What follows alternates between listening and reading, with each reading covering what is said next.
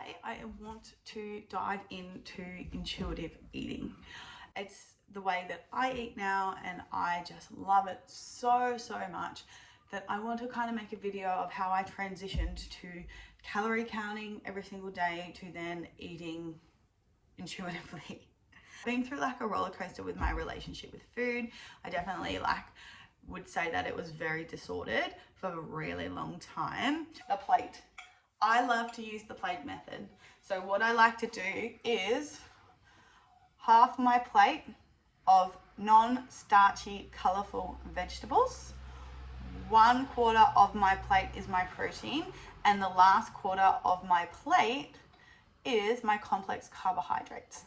Then on top, I'll use my healthy fat source. So having a balanced meals helps you with satiety, so making sure that you feel full after your meal. There's nothing worse than having something to eat and then still feeling hungry after it. I've been there and it's not fun. So a perfect example was my breakfast this morning.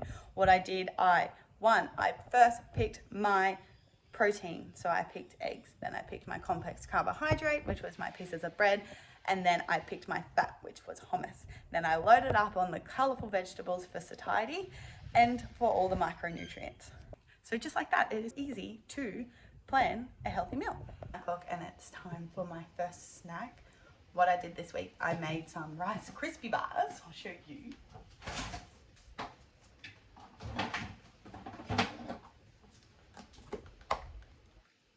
So I'm going to have one of these, and I'm going to probably have a piece of fruit. I always make myself like a healthy treat that I have in the mornings. I normally put protein powder in it just because it makes me fuller for longer.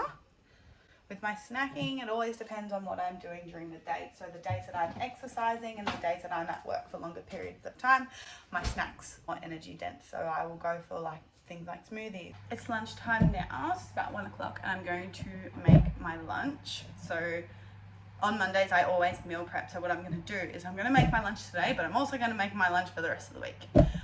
What I'm going to make is a sweet potato chickpea Buddha bowl with a tahini dressing. So using the same rule, I'm going to fill half my plate up with colorful vegetables. So I'm going to use tomato, lettuce, and cucumber.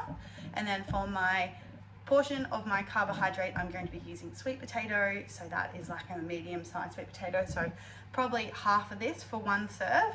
And then as my protein source, I am going to use half a can of chickpeas. Fat sauce, I'm going to tahini dressing, so I'm going to use tahini, hot water, mustard, lemon juice, and a little bit of salt.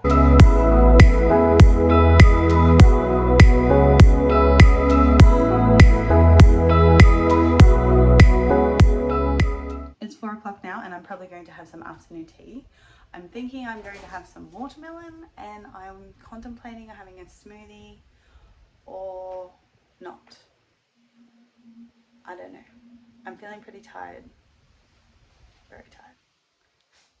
It was my birthday on the weekend, and we had a bit of a celebration, so I'm still probably recovering from that.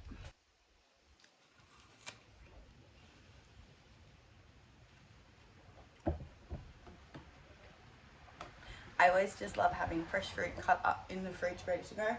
Super easy, super convenient, and just such a delicious snack, especially in summer when it's hot in the afternoon.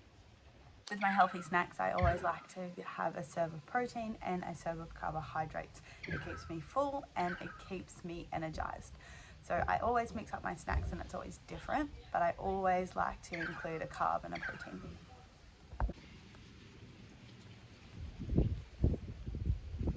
Finishing off the day with a typical curry. Curry is literally one of my go-tos. I eat it all the freaking time because I love it, and it's a perfect meal prep option because I feel like it's something that gets better with age, and it's not a salad, so it doesn't go gross or anything when it's in the fridge. So again, my rice is my carb, my tofu as my protein, veggies, and then I've got coconut milk as my source of fat. I hope this helped with planning meals, learning how to balance meals, and just learning how to incorporate all the macronutrients into your day.